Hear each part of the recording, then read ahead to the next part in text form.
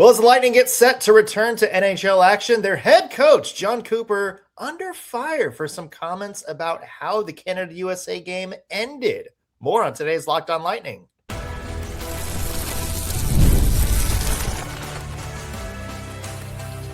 You're Locked On Lightning, your daily podcast on the Tampa Bay Lightning, part of the Locked On Podcast Network, your team every day. Welcome into Locked On Lightning. We are part of the Locked On Podcast Network, now the #1 sports podcast network. We want to start our show with a shout out to our everydayers, those of you who tune into every single show, every single day. Thank you for making us your first listen of the day. Big show on tap today. Jon Cooper's comments on 3v3 overtime in the Olympics. Do you agree, disagree, and are people making too much of a big deal out of it? Plus, first big team skate for the Tampa Bay Lightning since the end of the Olympics. We have some good and bad news in terms of injury. And as a special treat, we're going to look back at some of our bold predictions that Locked On Lightning made at the beginning of the season. Some pretty hilarious misses, but also a couple of hits as well. I'm your host, Nick Morgan, and I am joined by the Mike Smith to my Dwayne Rollison, Greg Stephen, and Greg. Jon Cooper, never one to shy away from speaking his mind. It's been a little feisty after Canada's loss to USA in the gold medal game.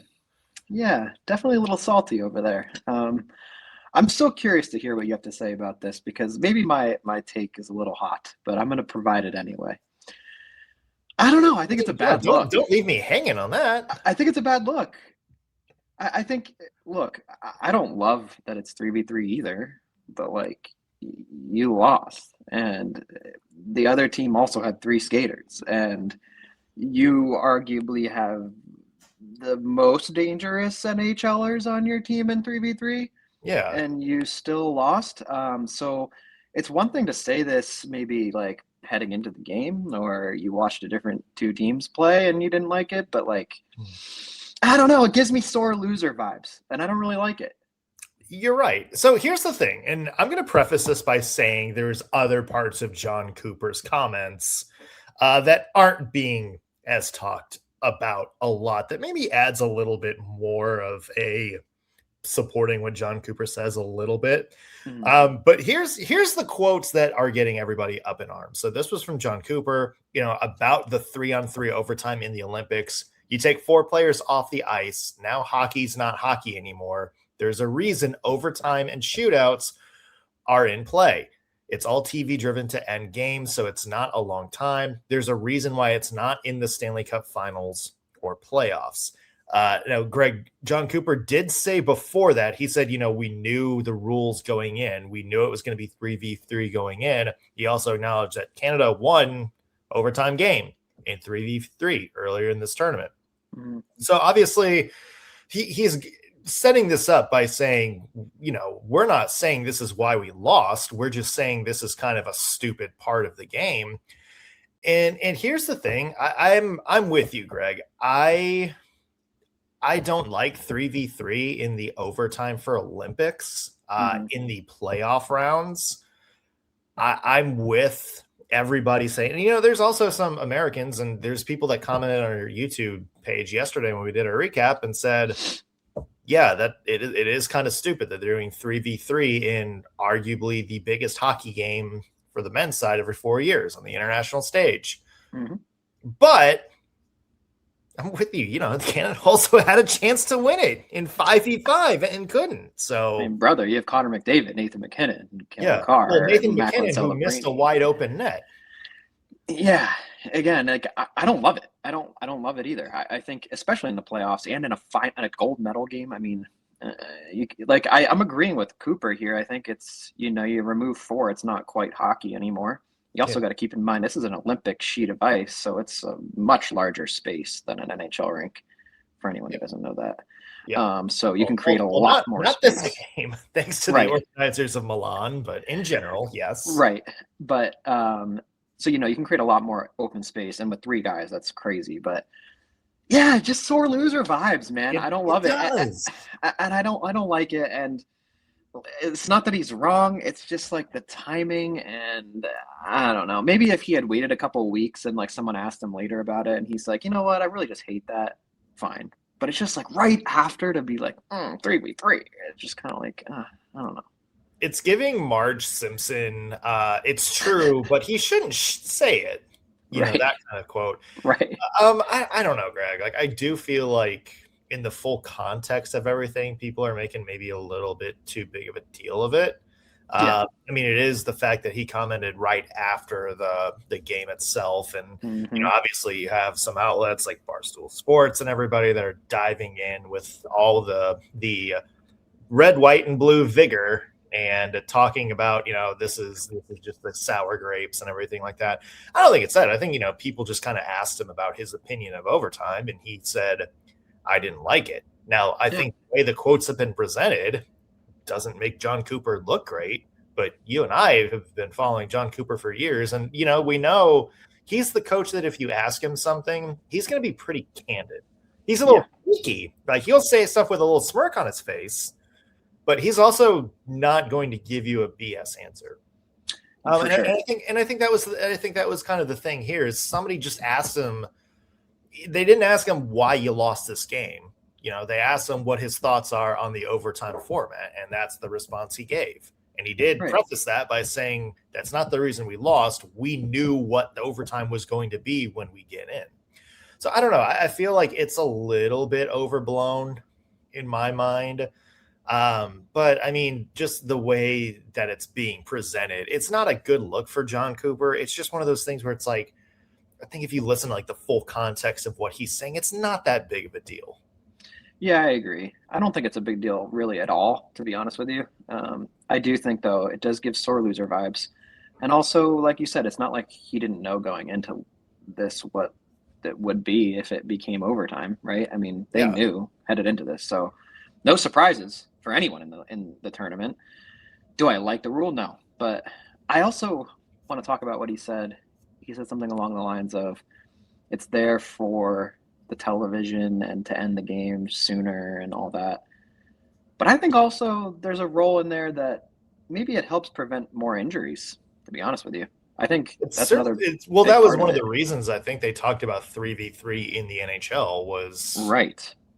Because if you're going to continue playing these long periods, 5-on-5, full checking, I mean, you're opening up the door for a lot more injuries. And we've seen a lot of guys go down already just in the Olympics, right? I mean, imagine if they were playing these full-out overtime periods. I mean, there was a couple of obvious – I mean, he noted that Canada was in two of them at least, right? So, you know, you're opening up a space for more injuries, and that impacts the NHL more. And – well, there is some news because within the last, I would say, 2 hours maybe, the IAHF has come out and said, we hear everybody, but we're not changing it. It's going to be 3v3 overtime for the next Olympics as well. I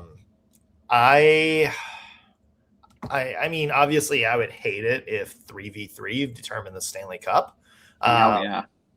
Unless the Lightning are really good at it, in which point, let's get Nikita Kucherov out there 3v3. But I don't know. Like, to me, I would like to see it changed. But I mean, remember a few years ago, it was a shootout, and it's one of those things where it's like, is a shootout any that much different from 3v3? Is a shootout any more of a accurate reflection of how evenly matched these two teams were? 5 minutes ago, right? No, it's just, how's your breakaway? How's your goalie? I don't think the old way they did it was any better. And now they have like the golden goal and everything like that. I don't know, like 5-on-5 is ideal, but if they're not going to change it, it's at least I think 3v3 is a better option than just ending in a shootout like they used to. 100%. Oh, I completely agree. I couldn't watching a serious game and in a shootout is just because now you're really not playing hockey, right? Yeah. I mean, at least there's some element to a team sport in 3v3, while it's a lot more spacious and you have a lot more room for creativity and coast to coasting. But still, it's better than, I think it's way better than a shootout. If NHL did shootouts for the playoffs, ugh. Oh yeah. So no, I'm with the 3v3 if it's going to be something that's not 5-on-5. Yeah. Hey, I mean, USA women won gold 8 years ago on a shootout. So yeah. And you know what? One more comment about this. Okay. If you don't want to go to the shootout, win the game in regulation. Amen to that. Amen to that. Nathan McKinnon hit the open net, buddy. Mm-hmm. Yeah, I'm telling that. Hey, speaking of returns and Olympics and all that good stuff, today was the first morning skate of the Tampa Bay Lightning since the Olympics ended, and we learned some big news about Victor Hedman and some others who have been battling some injuries. We'll have that when we come back on Locked On Lightning. Today's episode is brought to you by Game Time. There's nothing like being in the arena for a big game, whether it's the NBA, NHL, NFL, what have you. But getting tickets to get into the arena, that can be a little bit tough. Well, that's why Game Time has become my go-to app for scoring tickets fast without the hassle, because it puts the advantage back where it belongs, with me, with you, the fans. All I have to do is pull up the Game Time app and pick games that are coming up in my area. And within seconds, I can have tickets locked in. The all-in price up front shows me the total number I'll pay when I check out. So the number I see while scrolling is the price I pay. There's no surprise fees. I also love the view from the seat feature. I can see the exact view of the arena before I hit buy. It really helps me avoid getting stuck behind any weird beams or weird sightline issues. And one thing I also love is the zone deals. All you have to do is choose the section and Game Time picks the seats for you, and you save big money. So take the guesswork out of buying tickets with Game Time. Download the Game Time app, create an account, and use code LOCKEDON for $20 off your first purchase. Again, that's code LOCKEDON for $20 off. Download the Game Time app today.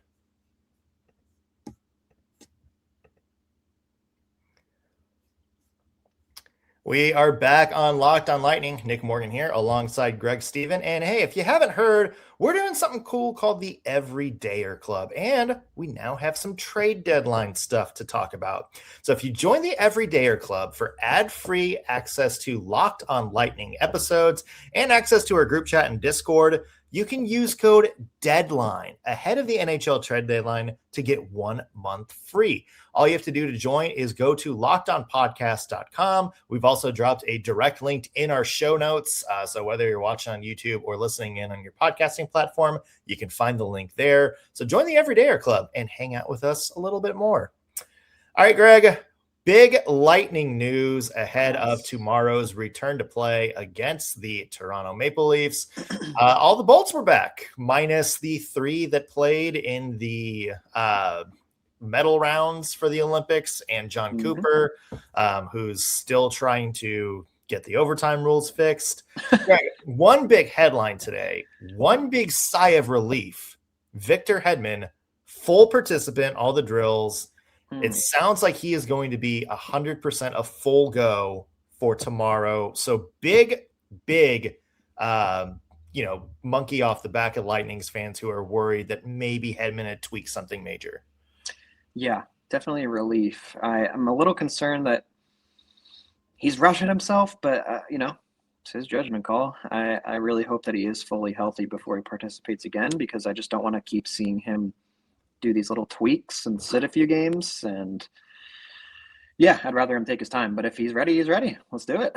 It seemed like there was a chance that he could have gone in that Sweden USA game. When he was talking to reporters today, he said that, he felt something in warmups, knew he wasn't right, knew he probably wasn't going to be 100%, and wanted to make sure Sweden put guys out there that were 100% because he knows it was such a big matchup. And 2, it also kind of sounds like maybe not have it become a bigger thing than it needed to. But it's also big news, Greg, because we're talking trades last week, and we were talking about kind of the strategy about what happens if some of these injuries on defense are still a little bit up in the air. And it does now seem like we have some of that stability, because also Dasut's been skating. We know his status was a little bit up in the air.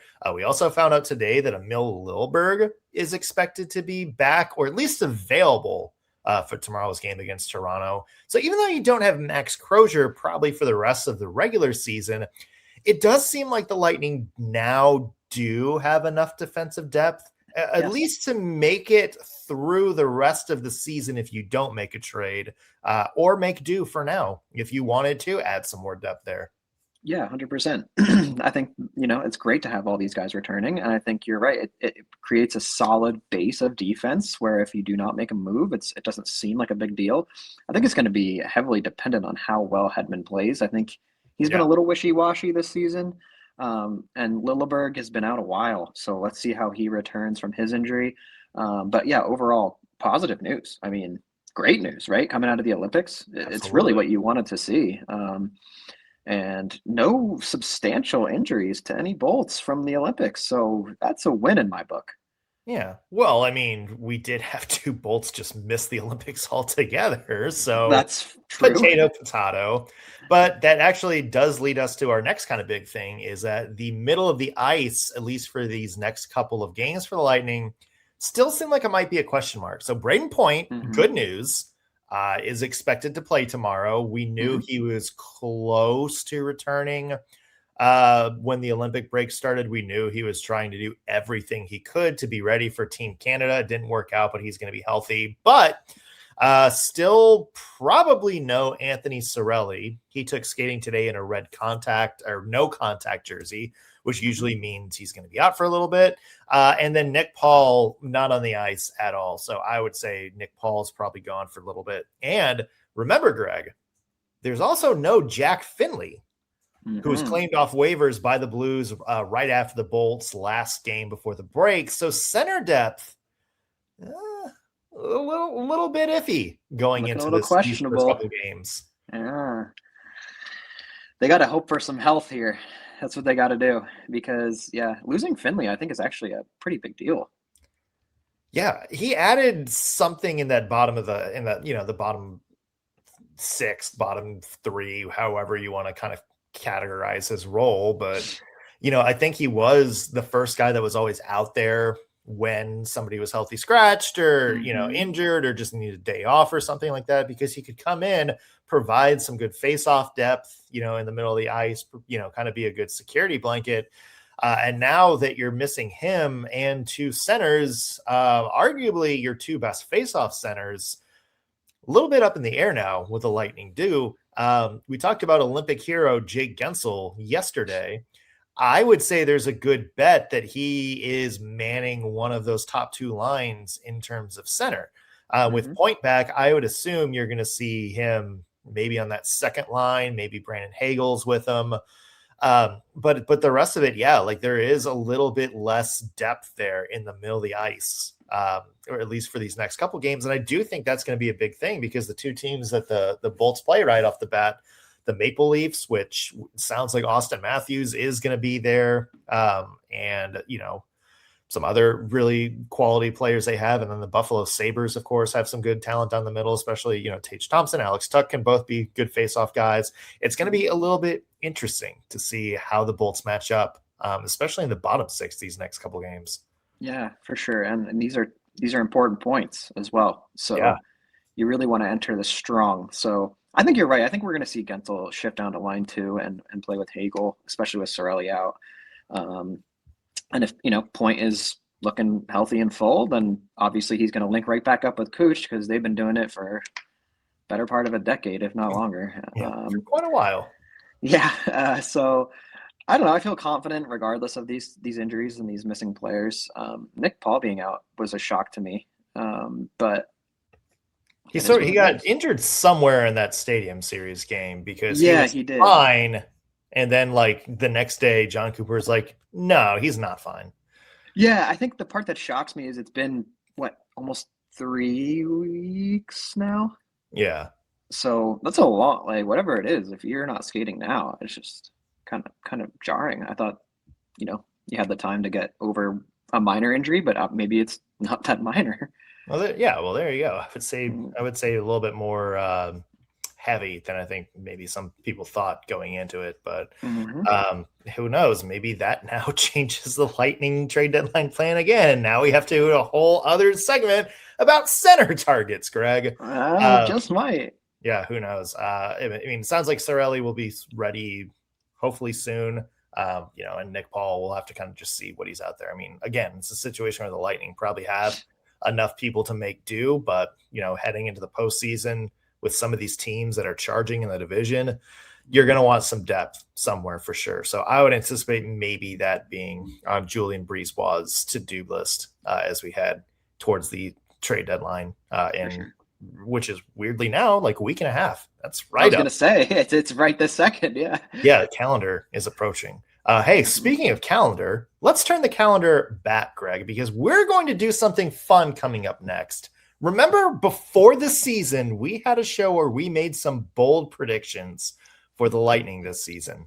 Well, we're going to go back and revisit some of those bold takes we made and see how accurate we were. That's coming up when we come back in just 1 second.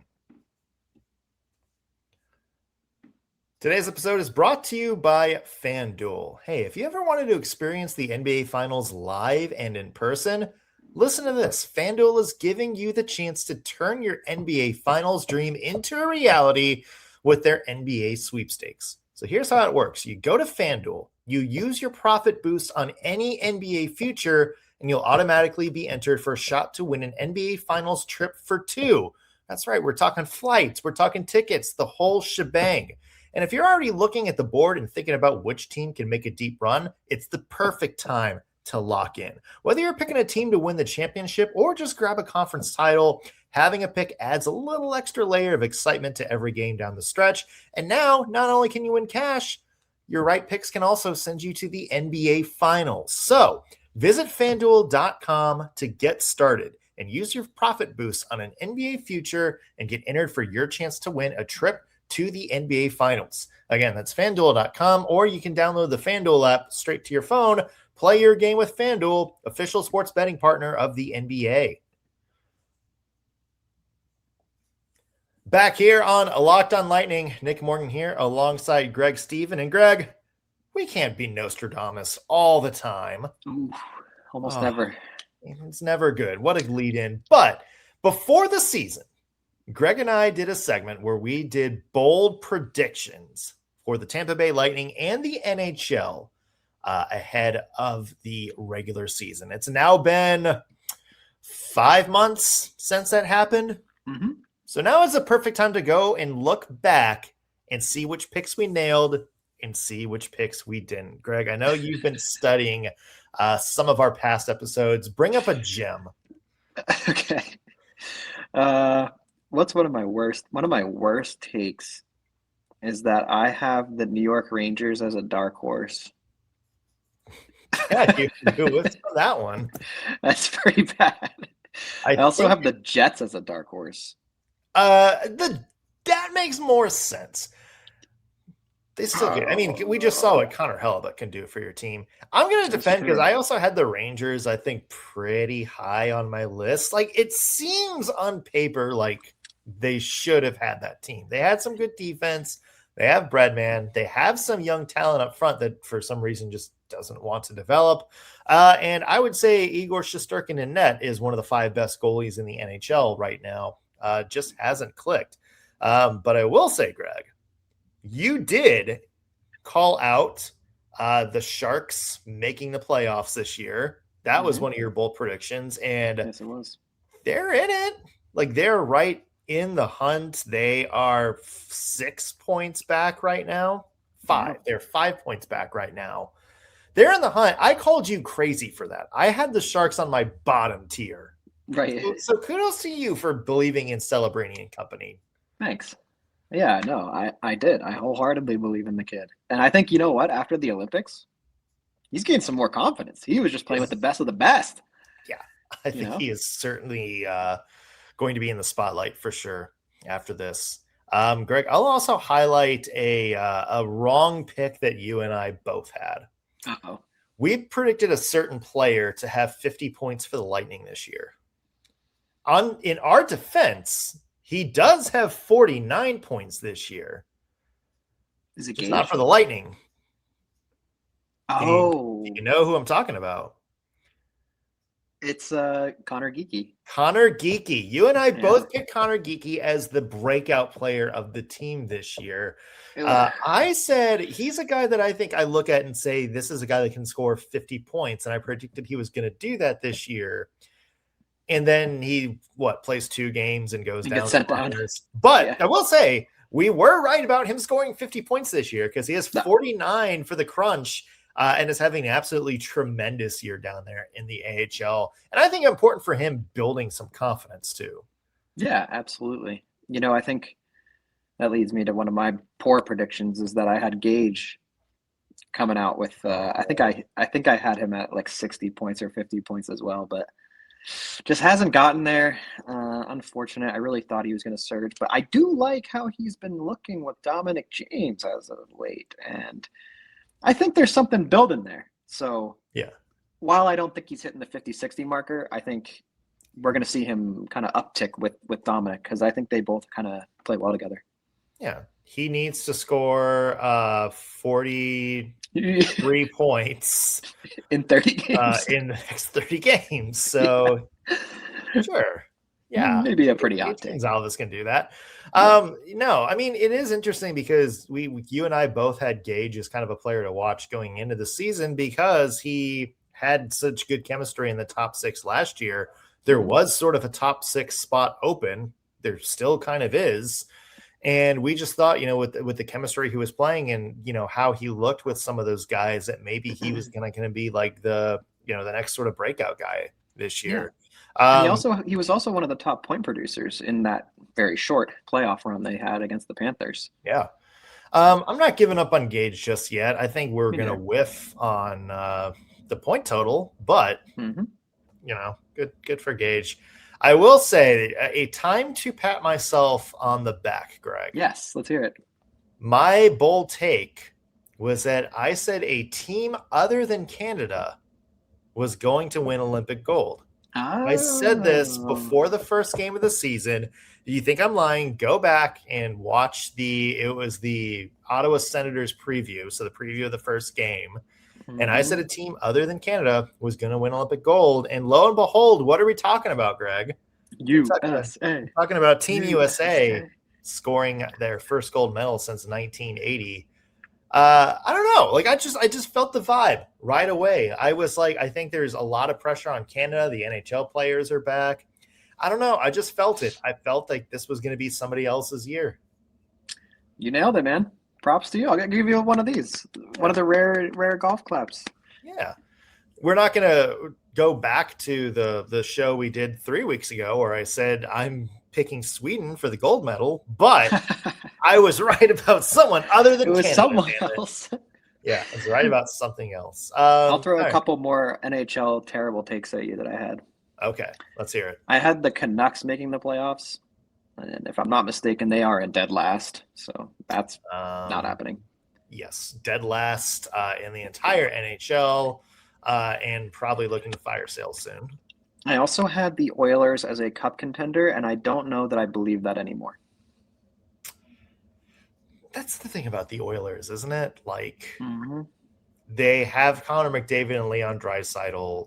You know they're going to will the Oilers as far as they possibly can. It's just like, are they going to have the rest of the team? Yeah. Or at the very least, like they had the past couple of years, a goaltender like Stuart Skinner who would just randomly get hot at the right times and steal a series. Is Tristan Jarry that guy for them this year? I don't know. I'm not sure. Very tough.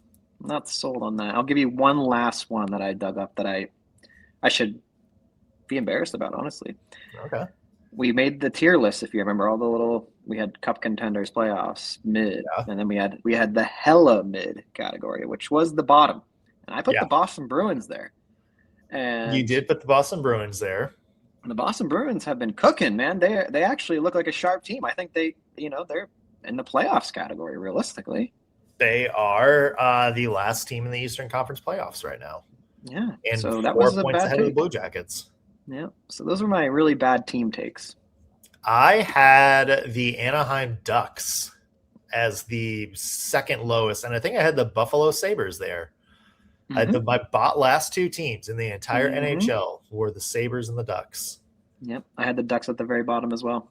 And the Ducks are in a playoff spot, and the Sabres are in a playoff spot. They are. Even if they collapse, I would still say way better than either of us anticipated them being this year. Oh, 100%. And let me give you a final one that we both got correct, Nick. All right. Tampa Bay Lightning in the cup contender category. They look sharp, and we're headed to the playoffs, I hope. Let's see it.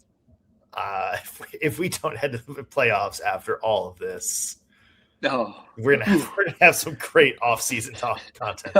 Here. Yep, pretty much. You and I both predicted that people were making too much about the cup window being closed. So there we go. Let's pat ourselves on the back. Hey, if you guys, maybe you didn't make any bold predictions, but maybe if there's a surprise about this season, maybe something about the Lightning, maybe something about the NHL that you didn't expect heading into the season, let us know. Leave a comment on our YouTube page or follow us on social media. Locked on Lightning on Instagram, TikTok, X, and now Threads. Pretty much anywhere you scroll, we would love to hear from you. Just search for us. That's going to do it for us on today's Locked on Lightning. Tomorrow, we'll have preview of the Lightning's first game back against the Toronto Maple Leafs. Too many T names here. We'll be back to see you then. Take care, everybody.